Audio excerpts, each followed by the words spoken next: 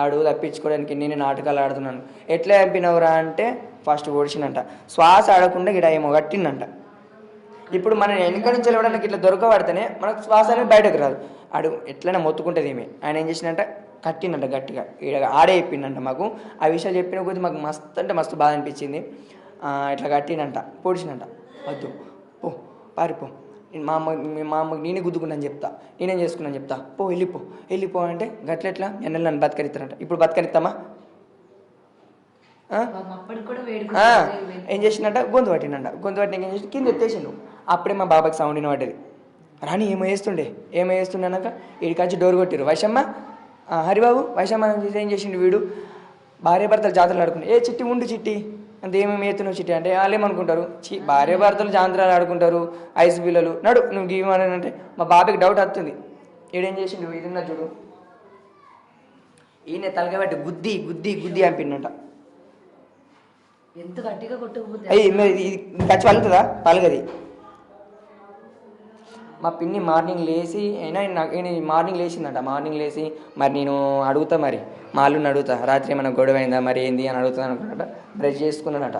అడిగి బయట అదే ఈ 2 మంచాలు అట్టే ఉంటాయి. మరి ఏమైంది మరి అడుగుతా మరి మా అని ఏం చేసి నేను బ్రష్ చేసుకొని ఇటు వేయండు. అగో మా అల్లుడు గిట్ట ఎందుకు పోతుండు, రోజు 9 గంటలకు 10 గంటలకు హాస్పిటల్ పోతుండే, నా బిడ్డ వామిటింగ్స్ చేసుకుంటుందిగా, టిఫిన్ తేవడానికి పోతుండేమో అనుకున్నట. సరే అని మా పిన్ని ఇంట్లోకి వచ్చిందంట. పరదేసింది.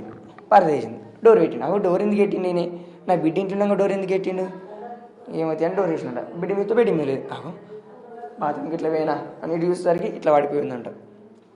ఈ బెడ్ పెట్టి కింద ఎందుకు అనుకున్నారు ఇలా చూసేసరికి కొంచెం ఇట్లా ఇక్కడికి వచ్చేసరికి మొత్తం ఇది అంతా రక్తమే.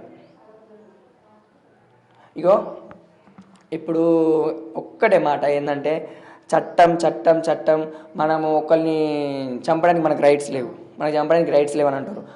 ఆడు మనల్ని చంపడానికి కూడా రైట్స్ లేవు. సరే మనకు చంపడానికి రైట్స్ లేవు కదా, పక్క దేశాలల్లో మర్డర్లు కానీ రేప్ కేసులు కానీ అవుతున్నట్టు మనకు వినబడుతున్నాయా? మన 2 తెలుగు రాష్ట్రాల నుంచి బయట దేశాలకు పోతున్నాయి. పలానా అమ్మాయిలు రేప్ కేసులు ఇట్లా వచ్చారు, దీక్ష అని, కోమలని ఇట్లా చచ్చిపోయారని మన దేశం నుంచి అటు పోతున్నాయి, కానీ వాళ్ళ దేశం నుంచి మనకు వస్తున్నాయా? ఇటువంటి మన రాష్ట్రంలో మన దేశంలో జరగద్దంటే ఏం చేయాలంటే ప్రాణానికి ప్రాణం ఖచ్చితంగా ఉండాలి.